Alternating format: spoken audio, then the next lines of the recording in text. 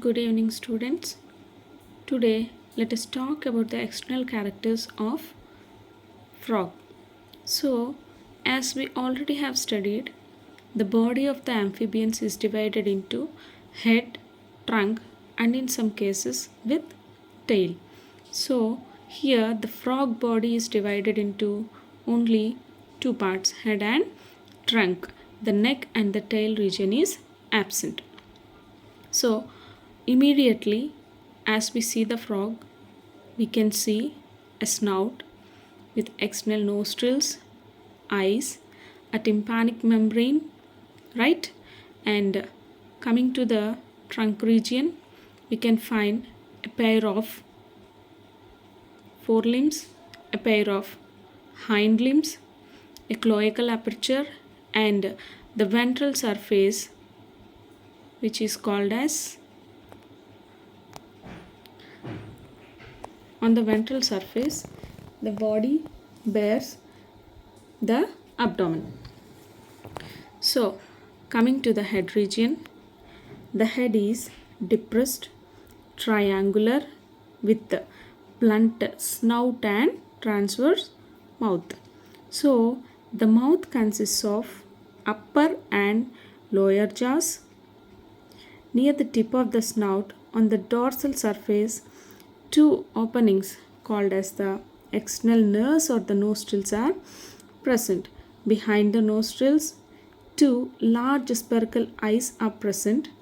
It consists of an upper eyelid and a lower eyelid. The upper eyelid is thick, fleshy, opaque, and immovable. The lower eyelid is movable and is with a transparent nictitating membrane, which is called as the third eye and which gives protection to the animal while it is in the water and from the mud while it is swimming in the water. Next, below the eyes, it consists of a tympanic membrane which is also called as the eardrum. So, that is the head part. Coming to the trunk, as we already have said, it bears a pair of forelimbs and a pair of hind limbs along with the stomach and the cloacal aperture. So, let us now talk about the forelimbs. The forelimbs are, these are the regions which are called as the forelimbs. It consists of the brachium, antebrachium, okay, and this region is called as the hand region or which is also called as hand. So, the hand consists of three parts, the carpus, metacarpus and the fingers. Carpus, which is also called as the wrist, the metacarpus called as the palm, and the fingers are called as the digits. Okay, next, coming to the hind limbs. The hind limbs consists of thigh, shank and foot.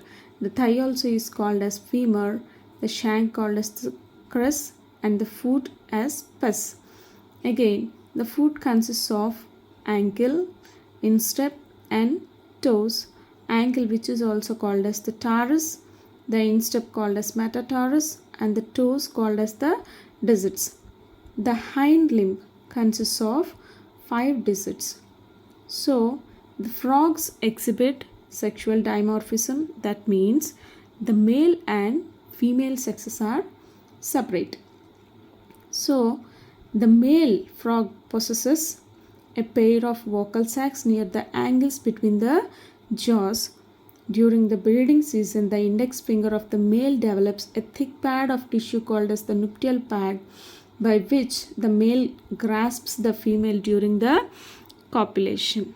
So, this is about the external features of frog. Thank you.